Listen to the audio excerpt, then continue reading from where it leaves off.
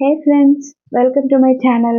இன்னைக்கு நம்ம வீடியோவில் அபிராமி அந்தாதியில் இருக்க பாடல் 59 பார்க்கலாம் வாங்க. தஞ்சம் பிறிது இல்லை ஈது அல்லது என்று உன் தவநெறிக்கே நெஞ்சம் பயில நினைக்கின்றிலேன் ஒற்றை நீள் சிலையும் அஞ்சம்பும் இக்கலராகி நின்றாய். அறியார் எனினும் பஞ்சு அஞ்சு மெல் அடியார் அடியார் பெற்ற பாலரையே. இப்போ பொருள் பார்த்துடலாம். தஞ்சம் பிரிதில்லை ஈது அல்லது என்று உன் தவ நெறிக்கே நெஞ்சம் பயில நினைக்கின்றிலேன். அப்படின்னா தஞ்சம் பிரிதில்லைன்னா தஞ்சம் வேற இல்லை, உன்னை விட்டா எனக்கு வேற யாரும் இல்லை, ஈது அல்லது வேறு கதியே இல்லை அப்படின்னாலும் ஒரு விதமான சந்தேகம் இருக்குது. அதாவது நம்ப மறுக்குது. இந்த மனசை நான் என்ன செய்யறதம்மா அப்படின்னு அபிராமி பட்டர் ஒரு கேள்வியா இந்த இடத்துல பாடலை தொடங்குறாரு.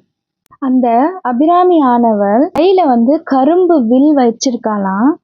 அதோட 5 மலர்களால் ஆன பானங்களை வச்சிருக்காங்க. அதாவது காமத்தாலும் கோபத்தாலும் குரோதத்தாலும் அலப்பாயிர நம்ம மனசை அடக்கிறதுக்கு அவளோட திருவடியை நினைப்பதை தவிர வேற உபாயம் எதுவும் இல்லை அப்படின்னு சொல்றாரு.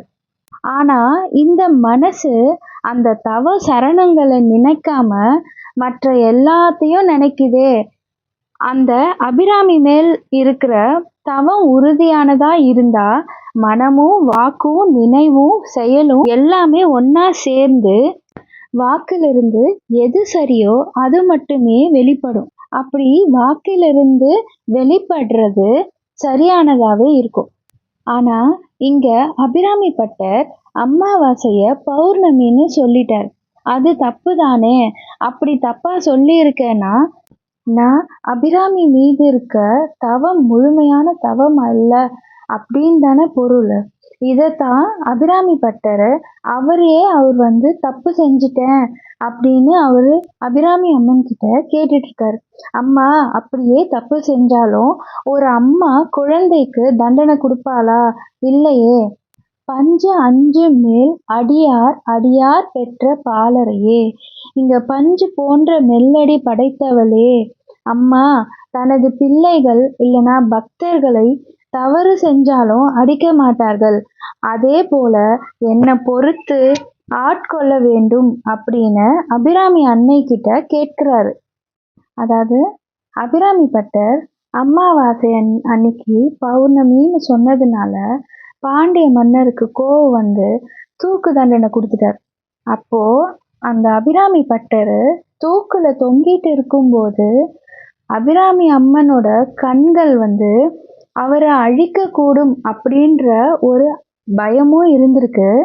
அதே சமயத்துல அவளோட பாதம் தஞ்சம் தரும் என்ற உறுதியும் மனசுல இருக்கு. எப்படி ஒரு தாய் அவ குழந்தை தப்பே செஞ்சாலும் மன்னிச்சு ஏத்துப்பாளோ அப்படி. பொதுவாகவே தப்பு பண்ற குழந்தையதான் அம்மா ரொம்ப அரவணைப்பா. அது ஏன்னா அந்த குழந்தைய திருத்தி நல்வழிப்படுத்த. இந்த பாடல்ல அபிராமி பட்டர் என்ன சொல்றாருன்னா, உண்மையாவே ஒரு தெய்வம், அது எந்த தெய்வம் வேணா இருக்கலாம், எந்த தெய்வ வடிவம் வேணா இருக்கலாம். உங்களுக்கு அந்த தெய்வத்து மேல நம்பிக்கை இருக்குன்னா முழுசா நம்புங்க. இதை செய்வோம், இது நடந்துரும், இது நடக்கலைன்னா வேற ஏதாவது ஒன்று பார்த்துக்கலாம் அப்படின்னு மட்டும் மாறாதீங்க. அந்த விஷயம் நடக்கிற வரைக்கும் உங்க கோரிக்கையை அந்த சாமி கிட்ட சொல்லிக்கிட்டே இருங்க. ஒரு நாள் கண்டிப்பா நடக்கும். இப்போ இருக்க ஜென்ரேஷனுக்கும் இப்போ இருக்க காலகட்டத்துக்கும் நம்ம குழந்தைங்களை நல்லொழுக்கமா வளர்க்குறதே ஒரு பெரிய சவாலா இருக்குங்க. நல்ல பிள்ளைகளா வளர்க்குறதுக்கு இந்த பாடல் ரொம்பவுமே யூஸ்ஃபுல்லா இருக்கும். உங்க குழந்தைங்களும் நல்ல ஒழுக்கத்தோட நற்பண்போட நற்குணத்தோட வளரணும்னு நீங்க நினைச்சீங்கன்னா டெய்லியும் நீங்க சாமி கும்பிடும்போது இந்த பாட்டையும் நீங்க பாராயணம் பண்ணுங்க. இறையருளை தேடி சர்வேஷ் மாம்ஸ் சேனல். தேங்க்யூ.